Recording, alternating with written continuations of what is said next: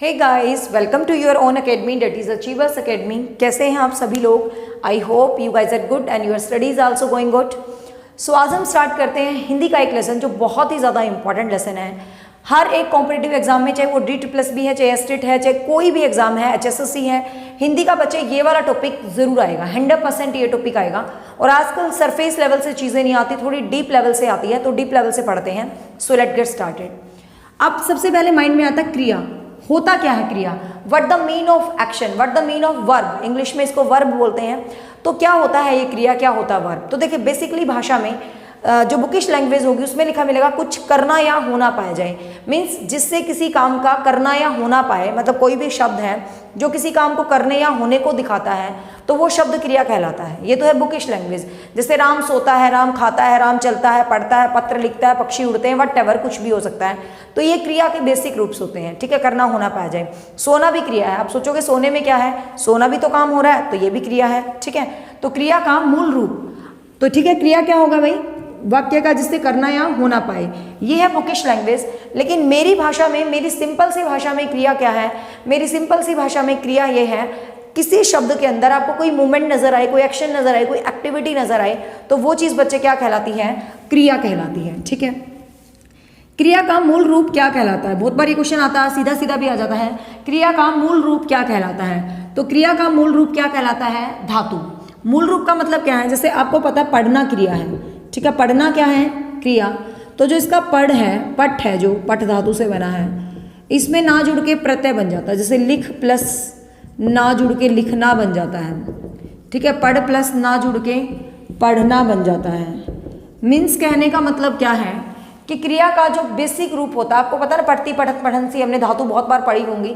तो क्रिया का जो मूल बेसिक रूप होता है वो बच्चे क्या कहलाता है? वो धातु कहलाता है। ठीक है, वो क्या कहलाता है? धातु कहलाता है। ध्यान रखना। तो कई बार क्वेश्चन आता है क्रिया का मूल रूप क्या कहलाता है? धातु। और धातु के अंदर क्या जुड़ता है कि क्रिया बन जाती है? धातु के अंदर जुड़ता है प्रत्यय। ठीक है, धातु के अंदर क्या जुड़ता है? प्रत्यय। धातु में क्या जुड़ता है? प्रत्यय जुड़ता है। और प्रत्यय जुड़कर क्या बन जाती है बच्चे? क्रिया बन जाती है। ध्यान रखना ये चीज। ठीक है, अब आगे आ जाता है धातु के भेद। क्रिया को पढ़ने से पहले ये पढ़ लेते हैं धातु के भेद, कि जो धातु होती है उसके कितने भेद होते हैं। आजकल क्योंकि कुछ क्वेश्चन कुछ भी पूछ सकते हैं, तो धातु के 5 भेद होते हैं। धातु के कितने भेद होते हैं? 5 भेद होते हैं धातु के। सबसे पहले है सामान्य धातु। सबसे पहले है सामान्य धातु। सामान्य धातु मतलब धातु का सामान्य स्वरूप, जिससे बेसिक क्रिया बनती है। जैसे लिख, सामान्य रूप होगा ना पढ़, तो धातु का सामान्य धातु कौन सी है? जैसे लिखना, पढ़ना, चलना, खाना, पीना, जो भी रोजमर्रा की एक्टिविटीज होती है, सामान्य धातु होती हैं। सामान्य धातु मीन सीधा सीधा सा लॉजिक है, जो भाषा का रूढ़ रूप होता है, जिसमें हम प्रत्यय लगाते हैं, जैसे लिखना, चलना, पढ़ना। तो ये जो चीज होती है बिल्कुल बेसिक सामान्य, ये क्या होती है? सामान्य धातु। ठीक है ना, जैसे लिखना, चलना, पढ़ना, खाना, पीना, ये सामान्य धातु है। दूसरा है यौगिक धातु, या इसको बोलते हैं व्युत्पन्न धातु। ठीक है, यौगिक धातु, या इसको हम बच्चे क्या बोलते हैं? व्युत्पन्न धातु। व्युत्पन्न धातु। अब देखो, यौगिक का मतलब क्या होता है? यौगिक का मतलब होता है जोड़। यौगिक का मतलब क्या होता है? जोड़। ऐसी कोई क्रिया, ऐसा कोई धातु का मूल रूप जिससे कुछ दूसरा भी बन जा सकता है। जैसे हम लिखते हैं ना खाना, खाना भी तो क्रिया है, लेकिन खाना से बन के खिलाना, खिलाना भी तो क्रिया है।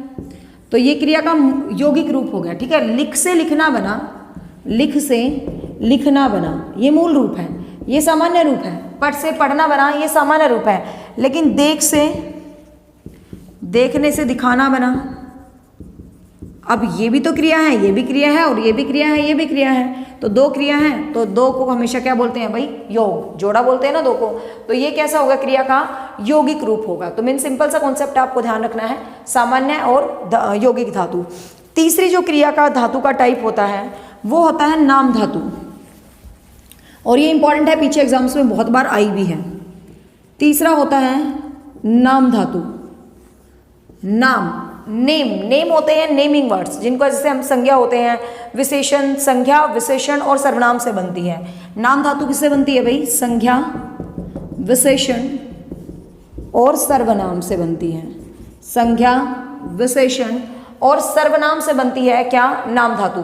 इस बात से मुझे एक बात और याद आ गई, ये याद रखना, क्वेश्चन आता है क्रिया के अंदर बदलाव, क्रिया के अंदर विकार किससे उत्पन्न होता है? तो लिंग से, वचन से, और जो ये होता है अपना जेंडर होता है, जैसे लिंग, पुल्लिंग और ये पुरुष, स्त्रीलिंग पुल्लिंग एक ही बात होगी, ठीक है। लिंग से, वचन से और पुरुष से क्वेश्चन आ जाए क्रिया के अंदर, ये ऐसा क्वेश्चन आया होता विशेषण का पिछली बार, क्रिया के अंदर जो विकार उत्पन्न होता है वो किससे उत्पन्न होता है? तो क्रिया के अंदर जो विकार उत्पन्न होता है बच्चे, वो लिंग से होता है, वचन से होता है और किससे होता है? पुरुष से होता है। तो लिंग, वचन और पुरुष से क्रिया में क्या उत्पन्न होता है? विकार उत्पन्न होता है। क्योंकि लिंग से हो जाता है, मतलब मैं कहूँ मैं लड़का हूँ, वो मतलब लड़की खाती है, लड़का खाता है, भाई मैं खाता हूँ, ये खाती है, वे खाते हैं, तो आपको पता है खाता, खाती, खेते चेंज हो जाता है, ठीक है। तो ये क्वेश्चन याद रखना, क्वेश्चन आता है क्रिया में विकार किससे उत्पन्न होता है?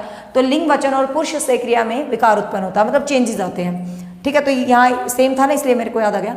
तो संज्ञा, विशेषण और सर्वनाम, ये तीन चीजें होती हैं नाम धातु, मतलब इनमें जुड़ के जब कोई क्रिया बनती है, इनमें जुड़ के जब कोई क्रिया बनती है तो वो क्रिया कौन सी कहलाती है बच्चे? नाम धातु क्रिया कहलाती है। जैसे शर्म से बन गया शर्माना, शर्म से बन गया शर्माना, तो शर्म क्या है? शर्म क्या है? भाववाचक संज्ञा। शर्म क्या है? भाववाचक संज्ञा। और शर्म से क्या बन गया भाई? शर्माना। शर्म से क्या बन गया? शर्माना बन गया। जैसे कि आप ये सिंपल सा, हाथ से हथियाना बन गया, बात से बतियाना बन गया। सर्वनाम क्या है? जैसे अपना से अपनापन बन गया। अपनापन क्रिया होती है ना, कि मुझे उससे बहुत ज़्यादा अपनापन है, मैं अपना अपनापन नहीं, अपनापन तो एक वर्ड है, अपनाना, अपनाना बन सकता है, अपनाना, ठीक है। हमें चीज़ को देखना है, संज्ञा सर्वनाम विशेषण है, तो अपना सर्वनाम होता है, तो अपना से अपनाना, भाई अपनाना एक क्रिया है, किसी चीज़ को अपनाना, एक्सेप्ट करना एक क्रिया है। अब जैसे गरम, गरम विशेषण है, शर्म तो संज्ञा थी, लेकिन गरम तो विशेषण है, गरम से बन गया क्या? गरमाना। तो मीन्स ध्यान रखना, नाम धातु संज्ञा क्या होती है, नाम धातु क्रिया क्या होती है? जो संज्ञा, सर्वनाम और विशेषण शब्दों से बनती है। जैसे बात से बन गया बतियाना, चिकना से बनना चिकचिकाना, चिकनाना मतलब चिकना होना किसी चीज़ का, ठीक है। तो इस टाइप से बात से बन गया बतियाना, ला से बन गया लजियाना। तो ये नाना नाना वाली होती है ना जो पीछे, बेसिकली ये नाम धातु होती है, बेसिकली क्या होती है? नाम धातु। तो क्वेश्चन आ भी जाए, नाम धातु जो होती है किस चीज़ से बनती है? तो संज्ञा से, विशेषण से और सर्वनाम से बनती है। इस तरीके से एक होती है अनुकरणात्मक, अनुकरणात्मक धातु, या अनुकरणात्मक धातु का मतलब फिर इससे क्या बन गई? धातु के प्रकार है ना ये, तो इससे क्या बन जाएगी? अनुकरणात्मक क्रिया बन जाएगी। इससे क्या बन जाएगी? अनुकरणात्मक। अनुकरणात्मक का मतलब क्या होता है? देखो, अनुकरण का मतलब होता है फॉलो करना, अनुकरण का मतलब क्या होता है? फॉलो करना। फॉलो करना मतलब जैसे मैं लिखूं हिन हिनाना, हिन हिनाना, टिमटिमाना, हिन हिनाना, टिमटिमाना, बड़बड़ाना, खटखटाना, कुछ भी लिख लो, गुनगुनाना, गुनगुनाना, कोई भी शब्द आप लिख सकते हो, हिन हिनाना, टिमटिमाना, गुनगुनाना, खटखटाना, कोई भी शब्द आप ले सकते हो। बस देखो आप, हिन हिन, टिम टिम, गुन गुन, अनुकरण हो रहा है ना। अनुकरण मतलब एक के बाद दूसरा, डबल डबल जब चीज़ें आती हैं तो वो अनुकरणात्मक धातु है। डबल डबल जो चीज़ें आती हैं वो अनुकरणात्मक धातु होती है। और देखो, ना तो इसमें भी है ना इसमें भी है, बट ये सिंपल ना वाली होती है, नहीं तो नाम धातु होती है। और मतलब 100% नहीं है, मतलब 90% ये रूल अप्लीकेबल है, एक्सेप्शंस आर ऑलवेज देयर। लेकिन इसमें ये है गुन गुन, हिन हिन, ये तो क्लियर दिख जाएगा, दो शब्द अनुकरण हो रहे हैं। तो यहाँ से एक बार एग्जाम में क्वेश्चन ये भी आया था, 3-4 शब्द लिख दिए, गुनगिनाना, टिमटिमाना, चहचाना और बतियाना। क्वेश्चन था निम्न में से कौन सा अनुकरणात्मक क्रिया का उदाहरण नहीं है।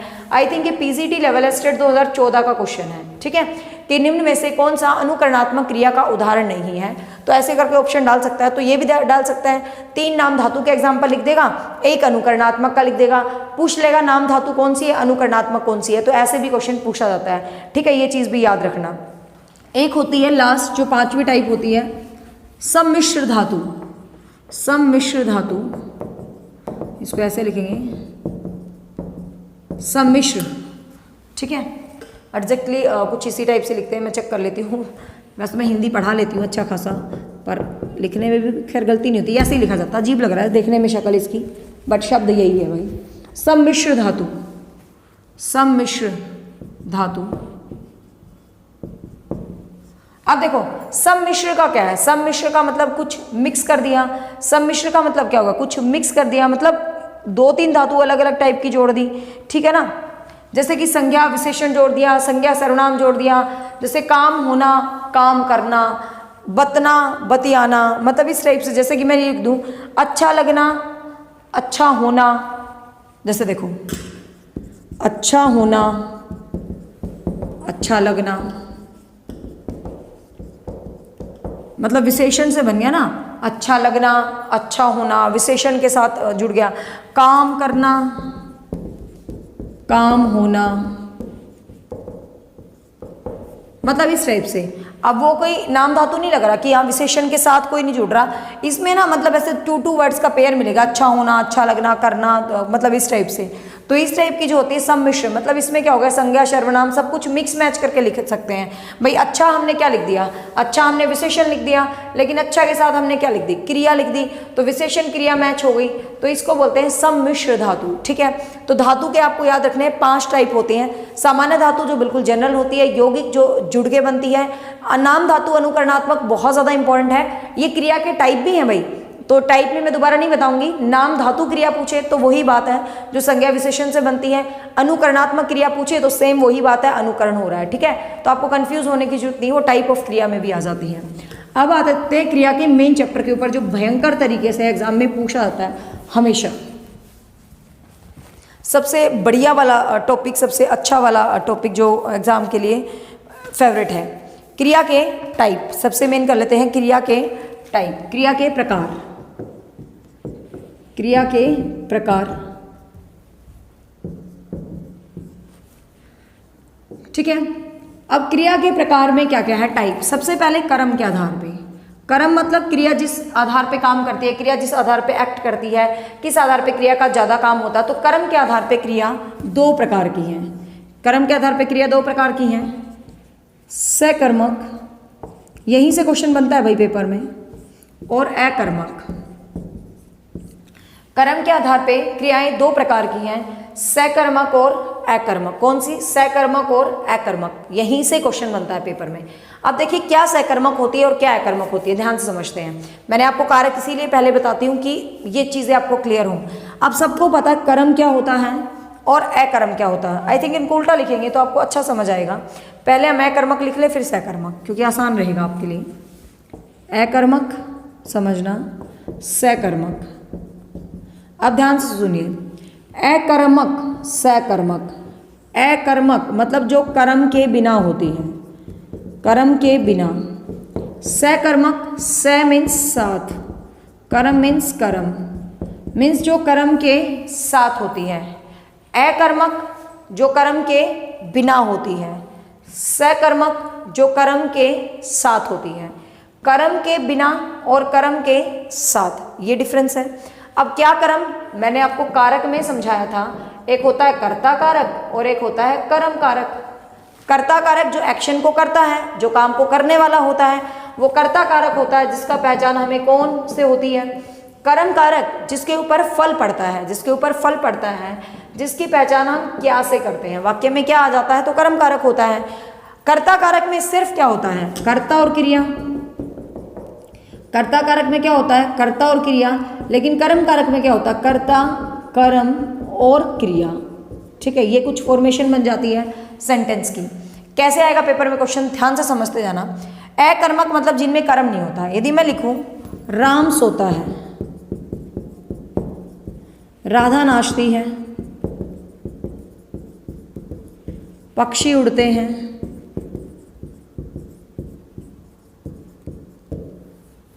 पक्षी उड़ते हैं, राधा नाचती है, इस टाइप के जो सेंटेंसेस होती हैं, ठीक है। राधा सोती है, कोई भी सेंटेंस लगा लो, वह मुस्कुराता है, ठीक है, वह मुस्कुराता है। तो कोई भी इस टाइप के जो सेंटेंसेस होते हैं जिनके अंदर कर्म आपको विद्यमान ही नहीं होता सेंटेंस में, सिंपल सेंटेंस बताऊंगी फिर हाई लेवल के सेंटेंस बताऊंगी, कर्म आपके विद्यमान ही नहीं होता, तो वो कौन से होते हैं, अकर्मक होते हैं। वो कौन सी होती है, अकर्मक क्रियाएं होती है। जैसे देखो राम सोता है, अब यहाँ ये तो नहीं ना क्या सोता है, सोना जो क्रिया है क्रिया का मुख्य प्रभाव जब कर्ता पर हो, सीधी सीधा सा लॉजिक क्या है, क्रिया का मुख्य प्रभाव जब कर्ता के ऊपर होता है, क्रिया का 100% असर जब कर्ता के ऊपर ही होता है, तो वो कौन सी होती है, अकर्मक क्रिया। वो कौन सी होती है बच्चे, अकर्मक क्रिया। लेकिन सकर्मक में जैसे मैं लिखूं राम खाना खाता है, राम खाना खाता है। अब खाने का इफेक्ट खाना पे है, मतलब खाता क्या है, खाना। खाता क्या है, ध्यान से देखो, खाता क्या है, खाना। क्या का आंसर मुझे सेंटेंस में मिल गया है, तो क्या का आंसर सेंटेंस में मिलता है, वो सकर्मक क्रियाएं ही होती हैं ज़्यादातर। अब यहाँ देखो राधा नाचती है, नाचती कौन है भाई, राधा। नाचने का पूरा पूरा इफेक्ट किस पे है, राधा पे, तो अकर्मक क्रिया। पक्षी उड़ते हैं, कौन उड़ रहे हैं, पक्षी। उड़ने का जो एक्ट है वो कौन कर रहे हैं, पक्षी ही कर रहे हैं। लेकिन ध्यान समझना, मैं लिखूं पतंग उड़ती है, पतंग उड़ती है। अब ये देखो, अब बच्चों को लग रहा होगा उड़ने का काम तो पतंग कर रही है, उड़ने का काम तो पतंग कर रही है, ऐसा लग रहा होगा ना। लेकिन क्या आपने देखा, पतंग अपने आप उड़ती है, ढील देनी पड़ती है, पतंग को उड़ाना पड़ता है, पतंग कभी नहीं उड़ती। जब आपका कर्ता मिसिंग हो, जब आपका कर्ता मिसिंग हो ना सेंटेंस में, मतलब काम को करने वाला बंदा ही नहीं दिख रहा आपको सेंटेंस में, तो वहां पर 99% सकर्मक क्रियाएं होती हैं। ध्यान रखना, वहां पर 99% सकर्मक क्रियाएं होती हैं जब आपका कर्ता मिसिंग हो। पतंग उड़ती है, अपने आप नहीं उड़ती, कोई उड़ा रहा है। अब जो उड़ा रहा है वो कर्ता है, वो मिसिंग है, कर्ता मिसिंग होता है। ऐसे सेंटेंस मोस्टली क्या होते हैं, सकर्मक होते हैं। कुछ एग्जाम्पल लिखती हूँ मैं अच्छे, ये बेसिक आपको समझ आ गया होगा, यहाँ से ही क्वेश्चन पेपर में जरूर आएगा, तो इसको बिल्कुल अच्छे से करेंगे, टाइम लग जाएगा, नो प्रॉब्लम। छोटे बच्चे बात बात पर रोते हैं, सेंटेंस है छोटे बच्चे। अच्छे एग्जाम्पल लिखती हूँ, आप खुद आंसर देने का कोशिश करना, फिर मैं दूंगी। छोटे बच्चे बात बात पर रोते हैं, गेहूं पिसता है, एसरेट एग्जाम का क्वेश्चन है ये। गेहूं पिसता है, फसल उगाई है, फसल उग आई है, फसल उगाई है, फसल उगाई है। और सेंटेंस ले लेते हैं, अच्छे से सेंटेंस लेती हूँ, कुछ यूनिक से ढूंढ के। राधा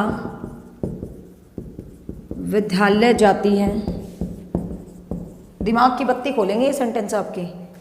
पेड़ से डाली टूट गई, पेड़ से डाली टूट गई।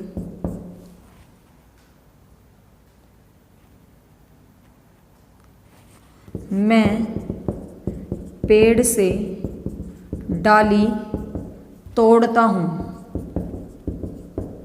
चलो फटाफट अपना आंसर सोचो, 1 सेकंड दे रही हूं मैं आपको, फटाफट आंसर सोचो।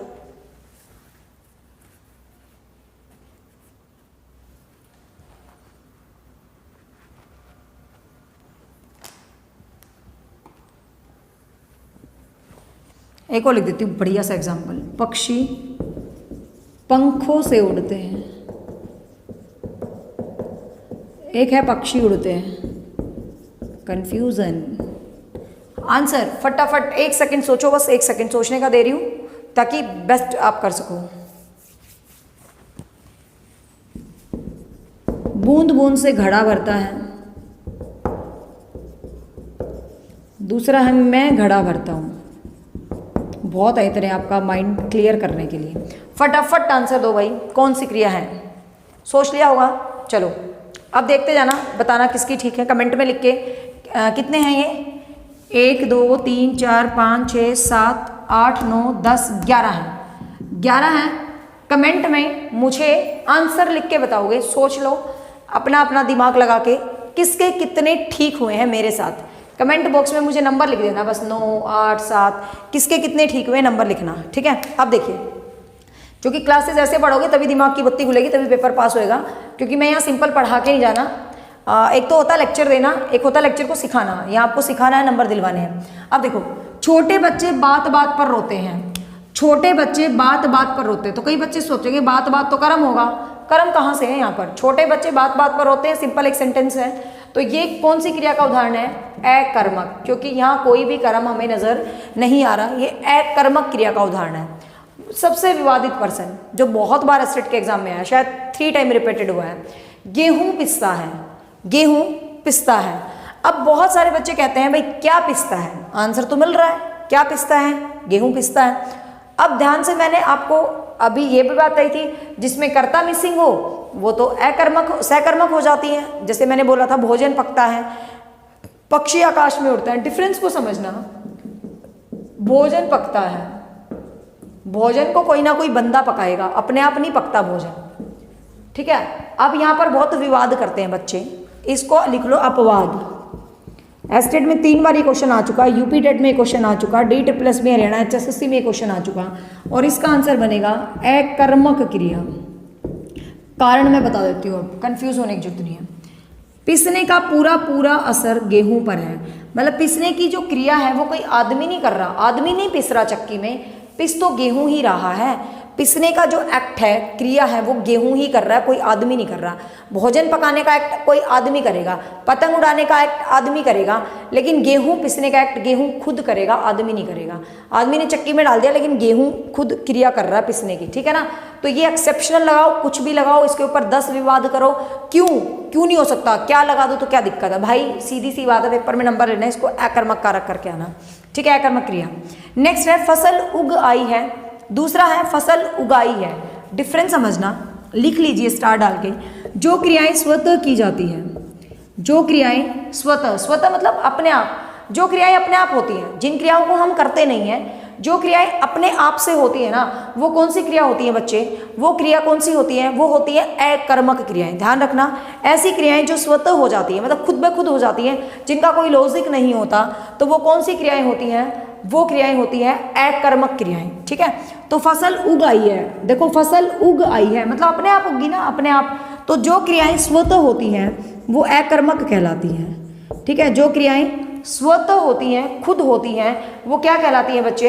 अकर्मक क्रियाएं कहलाती है। जो क्रियाएं खुद होती हैं, स्वतः होती हैं, अकर्मक होती हैं। अगला देखो, फसल उगाई है। यहाँ पर फसल उगाई है मतलब अपने आप उगाई ना। यहाँ पर देखो फसल उगाई है मतलब किसी बंदे ने फसल को उगाया है। क्या उगाई गई है? फसल, किसी बंदे ने इसको उगाया है। तो ये क्या है? सकर्मक क्रिया। गलत मत करना, ये क्वेश्चन पक्का आता है पेपर में। फसल उगाई है डेट इज सकर्मक क्रिया, फसल उग आई है डेट इज अकर्मक क्रिया, ठीक है। राधा विद्यालय जाती है, सारे बच्चे गलत करे होंगे पक्का। बच्चों देखते हैं, क्या देखते हैं कि भाई इसके बाद कुछ लग रहा है ना तो वो कर्म ही होता है, तभी कहती हूँ कारक जरूर पढ़ो। अब जिसने कारक पढ़ रखा उसको पता है इसका आंसर क्या है। राधा विद्यालय जाती है, राधा विद्यालय में ही तो जा रही है, विद्यालय में जाती है, तो राधा घर से विद्यालय जाती है। यहाँ पर कर्म कारक नहीं है भैया, पूरा असर राधा पे है, स्कूल पे कोई इफेक्ट नहीं आया। पूरा काम, पूरा एक्शन, पूरी मूवमेंट राधा की है। तो यहाँ पर भी कौन सी क्रिया है? अकर्मक क्रिया, ठीक है। यहाँ पर भी कौन सी क्रिया है? अकर्मक क्रिया, क्योंकि विद्यालय क्या नहीं है, विद्यालय पे जाने का कोई फर्क विद्यालय पे नहीं पड़ रहा है, ठीक है। पेड़ से डाली टूट गई। अगला है मैं पेड़ से डाली तोड़ता हूँ। डिफरेंस, बहुत जबरदस्त क्वेश्चन है। यूपी पुलिस में आया था ये क्वेश्चन। हिंदी मैंने आपको बोला दुनिया के किसी भी एग्जाम के लिए पढ़ो, हिंदी मेरी हिंदी से बाहर नहीं आएगी, गारंटी देती हूँ।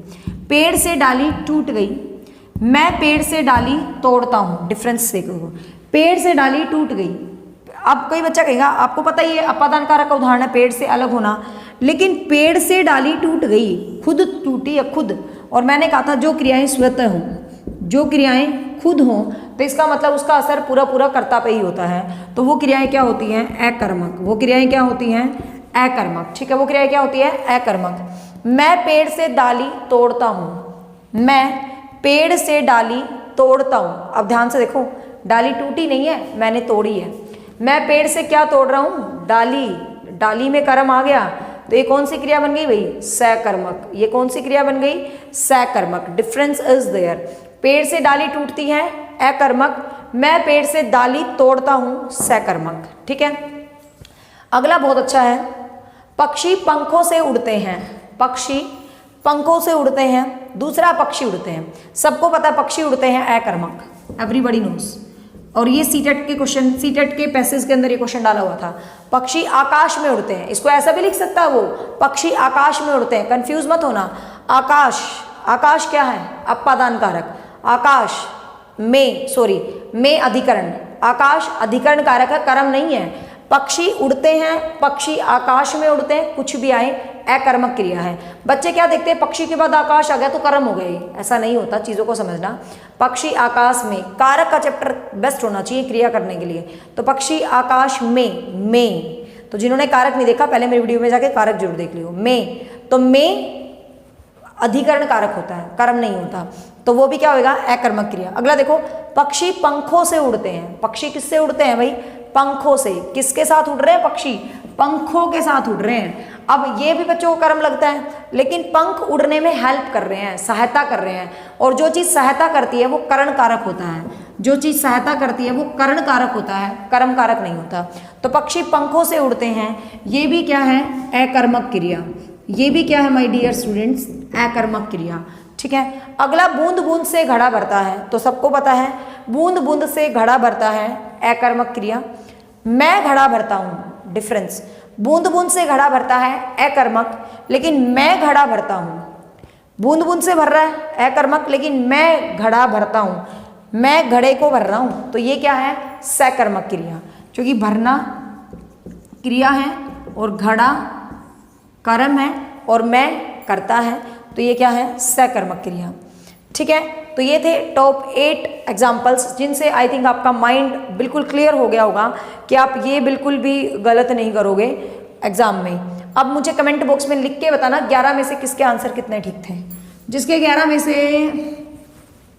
7 से ऊपर होंगे ना, बेस्ट है वो बच्चा, क्योंकि पहली बार कंटेंट कर रहे हो, कोई दिक्कत नहीं है। हिंदी आपने पढ़ी होगी, बट एग्जाम में हिंदी ऐसे नहीं आती जो किताबों में लिखी होती है। किताबों में ये चीज़ें लिखी ही नहीं होती पहली बात तो, और जो एग्ज़ाम में आती हैं, तो सीधी किताब पढ़ के तो पास ही नहीं होता पेपर कभी भी। क्लियर भाई? अब या तो अब पेपर में क्वेश्चन कैसे आएगा? स्टेटमेंट देगा, आपसे पूछेगा अकर्मक क्रिया से अकर्मक, सीधा सीधा लॉजिक है। एक ये भी तरीका है पूछने का, खाना, पीना, सोना, हंसना।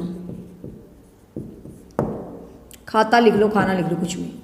एक दूसरा तरीका इस क्रिया को पूछने का ये भी होता है, वो आपसे पूछेगा, उसने 4 शब्द आपको लिख दिए, वो कहेगा किस शब्द में अकर्मक क्रिया नहीं है, किस शब्द में अकर्मक क्रिया नहीं है, या किस शब्द में सकर्मक क्रिया नहीं है। तो यहाँ पर एग्जाम्पल ये बनेगा, किस शब्द में अकर्मक क्रिया नहीं है, आपको बताना है किस शब्द में अकर्मक क्रिया नहीं है। ये मैंने अपनी मर्जी से बनाया है, तो आंसर हो सकता है सब में है भाई, सभी में अकर्मक क्रिया है। बताओ सभी में अकर्मक क्रिया है, किस शब्द में अकर्मक क्रिया नहीं है।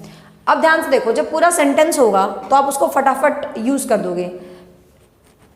पीना भी नहीं आएगा भाई, यहाँ पर मुस्कुराना आ जाएगा, नहीं 2 आंसर बन जाएंगे, ठीक है ना। ऑप्शन में 2 आंसर बन रहे थे, तो किस शब्द में अकर्मक क्रिया नहीं है ऐसे बताना है, या सभी अकर्मक है। आप ध्यान से देखो, जब सेंटेंस लिखा होता तो आप बता देते हो, सेंटेंस लिखा है तो आप बता देते हो, कोई दिक्कत ही नहीं है। क्लियर? अब देखिए, जब सेंटेंस नहीं लिखा होता, जब सेंटेंस गिवन ही नहीं होता, तो क्या करें? कुछ नहीं करना, शब्दों को सेंटेंस में यूज करो। वह देखो, मुस्कुराना, वह मुस्कुराता है, मतलब सीधा बन गया अकर्मक, ठीक है। सोना, वह सोता है, क्या बन गया? अकर्मक। वह हंसता है, क्या बन गया? अकर्मक। अब ध्यान से देखो, वह खाता है, अब बच्चे कहेंगे कहाँ दिख रहा है जी कर्म? अकर्मक, यही तो खास है, कर्म नहीं दिख रहा है यहाँ पे, नहीं दिख रहा, बट कोई अंडरस्टैंडिंग तो होती है, कोई अपना दिमाग तो होता है। वह खाता है, क्वेश्चन आ रहा है क्या खा रहा है भाई तू, बताइयो, खाता है, किसको खा रहा है तू? तो मीन्स अपने माइंड में क्वेश्चन आ रहा है क्या खा रहा है वो। अब वो जो खा रहा है ना, जो भी खा रहा है, हमें मतलब नहीं है, मच्छी खा रहा है, कुछ खा रहा है, रसगुल्ले खा रहा है, काजू कतली खा रहा है, पाव भाजी खा रहा है, पिज़्ज़ा खा रहा है, खाने की याद नहीं आनी चाहिए, वह खाता है, ठीक है। तो क्या आंसर आ गया? तो यहाँ पर भाई वो जो भी खा रहा है ना वो कर्म है, जो भी खा रहा है वो क्या है? कर्म कारक है, और जो भी खा रहा है वो कर्म है, तो ये खाना क्या हो गया? सकर्मक क्रिया का उदाहरण। तो क्वेश्चन में यही पूछा है कौन सा अकर्मक क्रिया का उदाहरण नहीं है। तो इस टाइप से भी आपको क्वेश्चन दे देते हैं, जैसे देना, लेना, पीना और तैरना, देना, लेना। अब इसका आंसर आप बताओ। देना, लेना, तैरना। देना, लेना, तैरना, पीना, कुछ भी लिख लो। बताओ भाई कौन सा अकर्मक क्रिया का उदाहरण है? कौन सा अकर्मक क्रिया का उदाहरण है? आंसर तुम पे छोड़ दूं या दे ही दूं? दे ही देती हूँ, फिर कंफ्यूज होगे। देना, लेना, कुछ दिया जाता है, कुछ लिया जाता है, कुछ पिया जाता है, कुछ तैरा नहीं जाता, वह तैरता है। सीधा सीधा तैरने का पूरा इफेक्ट कर्ता पे होता है। तो ये क्या है? अकर्मक क्रिया का उदाहरण। ये क्या है माय डियर स्टूडेंट्स? अकर्मक क्रिया का उदाहरण। तो ये क्रिया का सबसे मुख्य भेद थे जो कि एग्जाम में हमेशा आते हैं, सबसे मुख्य भेद। ठीक है, इसके अलावा क्रिया के कुछ और भेद हैं जो हम करते हैं इसके बाद। ठीक है, इसके अलावा क्रिया के कुछ अन्य भेद, ये तो मुख्य भेद हैं जो आपको याद रखना है। अब आते हैं क्रिया के अन्य भेदों के ऊपर जो और भी ज्यादा इंपॉर्टेंट एग्जाम में पूछे जाते हैं। इसमें है एक पूर्वकालिक क्रिया। पूर्वकालिक क्रिया, पूर्वकालिक, पूर्वकालिक का मतलब देखो ध्यान से। पूर्वकालिक, इसके अंदर क्या होती है? दो क्रियाएं होती हैं। ठीक है, और जो पहले की जाती है, दो क्रियाएं होती हैं और जो पहले की जाती है वो कहलाती है पूर्वकालिक। जैसे वह खाना खाकर विद्यालय गया। वह खाना खाकर विद्यालय गया। मैंने मैडम की क्लास देखकर कोर्स ज्वाइन किया। कैसे लिखते हैं हिंदी में ज्वाइन? मैंने मैडम की, ऐसे कुछ लिखते हैं, पता नहीं भाई ज्वाइन कैसे लिखते हैं, छोड़ो, ज्वाइन नहीं होता हिंदी में, कोर्स में दाखिला लिया, कुछ भी। ठीक है, अब देखो, वह खाना खाकर विद्यालय गया। तो यहाँ पर इस सेंटेंस में दो क्रियाएं हैं। वह खाना खाकर, एक तो खाना खाना और एक स्कूल जाना। ठीक है, एक खाना खाना सॉरी, एक खाना खाना और एक स्कूल जाना। तो जो क्रिया पहले होती है, जो क्रिया पहले होती है वो क्या कहलाती है? पूर्वकालिक क्रिया कहलाती है। वो क्या कहलाती है? पूर्वकालिक क्रिया कहलाती है। अब देखो, मैंने मैडम की क्लास देखकर कोर्स ज्वाइन किया। तो पहले आपने मेरी क्या देखी? क्लास देखी। पहले आपने मेरी क्या देखी? क्लास देखी। क्लास पसंद आएगी तो भाई कोर्स ज्वाइन किया। ठीक है, क्लास ही नहीं पसंद आती तो कहाँ से कोर्स ज्वाइन करते? तो कोर्स चल रहा है भाई, अपने कोर्स के लिए अपने दोस्तों को बता दिया करो।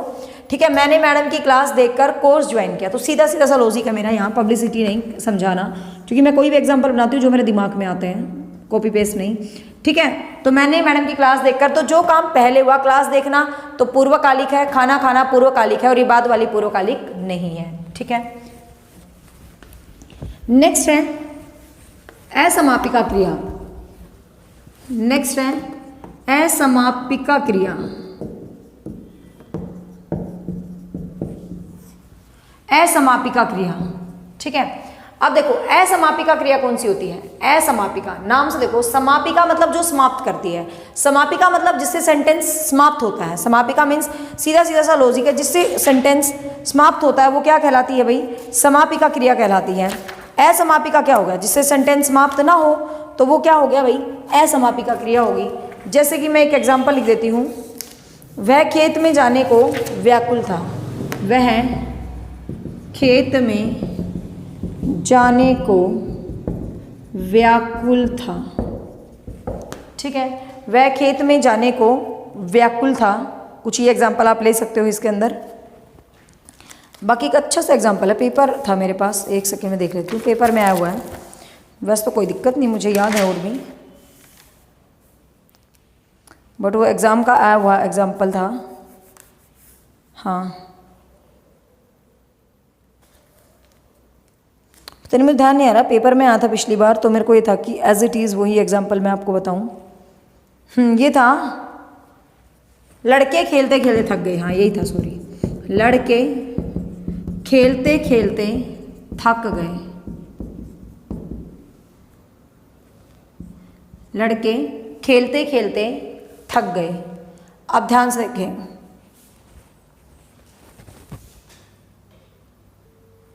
अब देखिए यहाँ पे, वह खेत में जाने को व्याकुल था।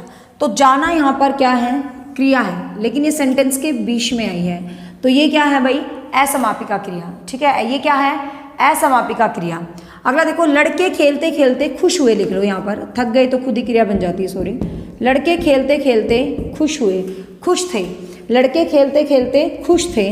तो यहाँ पर देखो, लड़के खेलते खेलते ये बीच में आई है, तो ये भी क्या है बच्चे?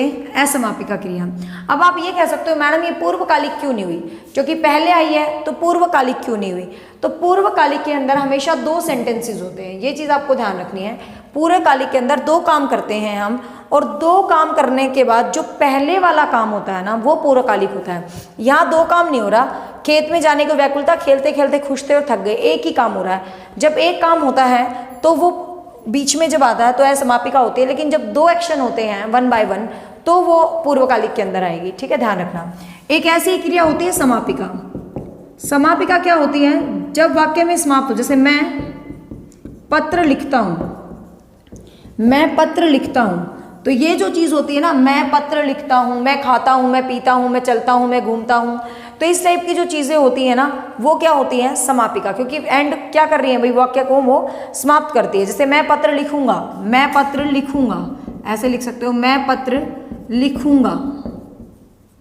ठीक है, तो मैं पत्र लिखूंगा, तो ये क्या होगी भाई? समापिका क्रिया। ये क्या होगी? समापिका, क्योंकि लिखूंगा एक क्या है? क्रिया है। बेसिकली इनमें है जुड़ जाती है ना। मैं एक डिफरेंस बताती हूँ, बिल्कुल छोटा छोटा डिफरेंस है, पेपर वाले पूछ लेते हैं, बुक्स में तो नहीं, इन दोनों को असमापिका ही बना देते हैं। जो बुक होती है ना, इन दोनों को समापिका बना देते हैं, ध्यान से सुनना आप, लेकिन इनमें डिफरेंट है। एक में है मैं पत्र लिख रहा हूँ, सेंटेंस को समझना, मैं पत्र लिखूंगा, मैं पत्र लिखूंगा, मैं दिल्ली जाऊंगा, और दूसरा है मैं दिल्ली जा रहा हूं। ध्यान समझना, जब ये ऐसे हो ना, मैं पत्र लिखूंगा, सेंटेंस खत्म है और सेंस भी कंप्लीट है। मैं दिल्ली जाऊंगा, सेंटेंस खत्म, सेंस भी कंप्लीट। तो ऐसी जो क्रियाएं होती हैं वो बच्चे कौन सी होती हैं? समापिका। ठीक है, ये जो हूँ लग जाता है, क्योंकि ये है ना वैसे किताबों में लिखी है बट एग्जाम में नहीं आती, लेकिन जो ये होता है जैसे मैं पत्र लिख रहा हूँ, मैं दिल्ली जा रहा हूँ, जब ये जुड़ जुड़ के पूरे सेंटेंस बनते हैं तो ये सहायक क्रियाएं मानते हैं इनको। ठीक है, बिल्कुल शुद्ध डिफरेंस मैंने आपको बता दिया है, क्योंकि पेपर में कंफ्यूज जाएगा आपको। लिखता हूँ में है ना, क्योंकि मैं लिखता हूँ, मैं लिखता हूँ, तो ये 2 से बन के मिल गई, तो ये हेल्पिंग वर्ब बोलते हैं ना, जैसे आई एम राइटिंग, तो मैं लिखता हूँ या मैं पत्र लिख रहा हूँ, वह दिल्ली जा रहा है, राम खा रहा है, पढ़ रहा है, तो ये वाले जो होते हैं ना, देखो 2 से मिल रहे हैं ना, जैसे जा रहा हूँ, पढ़ रहा हूँ, एक मेन वर्ब और एक हेल्पिंग वर्ब जैसे हम बोलते हैं, तो इनको बोलते हैं सहायक क्रियाएं। लेकिन जब ऐसे खत्म होए तो वो बोलेंगे समापिका। ठीक है, तो डिफरेंस याद रखना कि किस प्रकार से क्रिया खत्म हो रही है। क्लियर? तो इसमें सहायक भी आपको साथ साथ क्लियर होगी। नेक्स्ट जो क्रिया है दैट इज प्रेरणार्थक क्रिया। प्रेरणार्थक क्रिया, प्रेरणार्थक क्रिया के अंदर क्या होता है?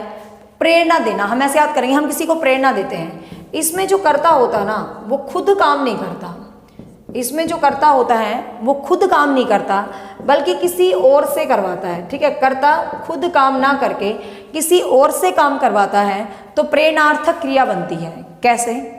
वह माली कुली से, वह कुली से बोझा उठवाता है, वह कुली से बोझा उठवाता है। माता बेटी से रोटी पकवाती है। ठीक है, वह कुली से बोझा उठवाता है, माता बेटी से रोटी पकवाती है। ध्यान से देखो, अब वो कुली से बोझा उठवा रहा है, मीन्स अपना काम किसी और से करवा रहा है। माता बेटी से रोटी पकवाती है। जब हम क्रिया किसी और से करवाते हैं तो वो क्रिया कौन सी होती है? प्रेरणार्थक क्रिया। वो क्रिया कौन सी होती है बच्चे? प्रेरणार्थक क्रिया। जब ठीक है ना, देखो इसके अंदर पकवाता है, पकवाती है, उठवाता है, अपने आप दिख जाता है अलग से ही कि किस क्रिया का उदाहरण हो जाता है भाई, ये प्रेरणार्थक क्रिया का उदाहरण होता है। मीन्स ये क्लियर अपने आप ही दिखती रहती हैं, इसमें कुछ देखने की जरूरत नहीं होती। ठीक है, प्रेरणार्थक क्रिया के अंदर एक होती है क्रियार्थक क्रिया।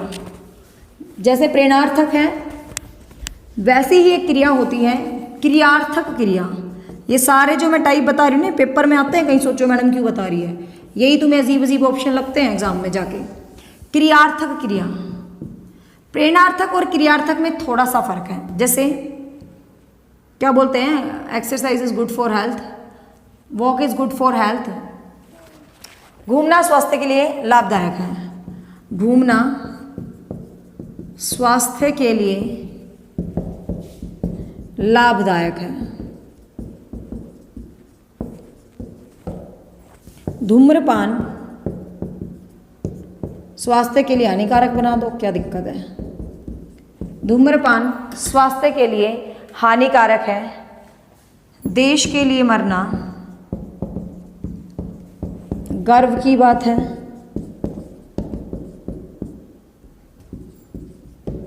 अब ऐसे जो सेंटेंस होते हैं बच्चे जिसके अंदर जो क्रिया होती है ना, इसको इंग्लिश में जीरन बोलते हैं। इंग्लिश करवाऊंगी, इसको इंग्लिश में क्या बोलते हैं, जीरन बोलते हैं। बहुत जीरन पार्टिसिपल बहुत आता है पेपर में। घूमना स्वास्थ्य के लिए लाभदायक है, धूम्रपान स्वास्थ्य के लिए हानिकारक है, देश के लिए मरना गर्व की बात है। मतलब जब ये सेंटेंस होते हैं ना, सिंपल सी बात है, जो ये फ्रेजेस होती है ना, मतलब फ्रेजेस जो सर्वव्यापक है, सारी दुनिया को पता है, मतलब जो यूनिवर्सल सबके लिए सेम होती है, इसको आप चेंज नहीं कर सकते। जो चीज़ यूनिवर्सली लागू होती है, पूरी दुनिया के लिए लागू होते हैं, ऐसी जो क्रियाएं होती है ना, वो कौन सी होती है, क्रियार्थक क्रिया। मतलब इसमें क्रिया देखने में तो क्रिया लगती है, लेकिन वो मूवमेंट नहीं करती, संज्ञा की तरह एक्ट करती है। मतलब क्रिया में मूवमेंट होती है ना बेसिकली, लेकिन इसमें क्रिया संज्ञा की भांति व्यवहार करती है। तो क्वेश्चन ये भी आ जाता है, कौन सी क्रिया है जिसमें क्रिया संज्ञा की तरह व्यवहार करती है, तो किस में करती है बच्चे, क्रियार्थक क्रिया में। ठीक है, क्रियार्थक क्रिया में जो क्रिया होती है वो कैसे बिहेवियर करती है, वो संज्ञा की तरह बिहेव करती है। जैसे देखो, घूमना स्वास्थ्य के लिए लाभदायक है। अब घूम थोड़ा रही हूँ मैं बता रही हूँ कि walking is good for your health, I am not walking this time. ठीक है ना, तो ये चीज़ क्या है, घूमना स्वास्थ्य के लिए लाभदायक है। तो ये चीज़ क्या है, क्रियार्थक क्रिया। ये चीज़ क्या है, क्रियार्थक क्रिया। धूम्रपान स्वास्थ्य के लिए हानिकारक है, तो धूम्रपान स्वास्थ्य के लिए क्या है, हानिकारक है। ये भी क्या है, क्रियार्थक। अब देश के लिए मरना गर्व की बात है। कई बच्चे कह देंगे मरना बीच में आ गया, असमापिका है, लेकिन ये एक यूनिवर्सल फ्रेज है कि यस ऐसा प्राइड है अपनी कंट्री के लिए। यदि आप मरते हो तो definitely it's a biggest achievement of a person. तो देश के लिए किसी के काम आना लाइफ की बिगेस्ट अचीवमेंट है। मैं तो टीचर्स को भी मानती हूँ, क्योंकि टीचर्स ही हमेशा दूसरों की हेल्प करते हैं, मतलब पढ़ाते हैं, कुछ भी लगा लो। आई एम टीचर, इसलिए मैं तारीफ़ नहीं कर रही, बट शुरू से ही मुझे कभी लाइफ में था भी नहीं कि मुझे टीचर बनना है, but I don't know why, I always love my teachers. My parents तो आपको पता दुनिया में सबसे ऊपर होते हैं, और उसके बाद टीचर्स, टीचर से बड़ा तो कोई होता ही नहीं, मतलब पेरेंट्स और टीचर। ठीक है, तो देश के लिए मरना गर्व की बात है। तो यूनिवर्सली है ये फैक्ट, इसलिए आप इसको असमापिका नहीं कहेंगे। असमापिका एक जनरल सी बात होती है, ये यूनिवर्सल चीज़ें होती हैं। ठीक है ना। अब एक बार पेपर में ये भी आ गया कि ये जो मरना है, जो धूम्रपान करना, घूमना है, ये क्या है, तो ये क्रियार्थक क्रिया है, सबको पता है भाई ये क्रिया है, लेकिन ऑप्शन में दे ही नहीं रखा ये क्रिया है। ऑप्शन में दे रखा है संज्ञा है, सर्वनाम है, विशेषण है या क्रिया विशेषण है। ऐसे ऑप्शन में दे दिया तो आप इनको संज्ञा टिक करके आ सकते हो। क्रियार्थक क्रियाओं के कोई भी वर्ड को अंडरलाइन कर दे। यदि ऑप्शन में क्रियार्थक क्रिया नहीं दे रखा तो आप उसको संज्ञा टिक कर सकते हो, वहां पर कोई भी अपनी गलती, आपकी गलती नहीं मानेगा। तो ये चीज़ आपको ध्यान रखना, ठीक है।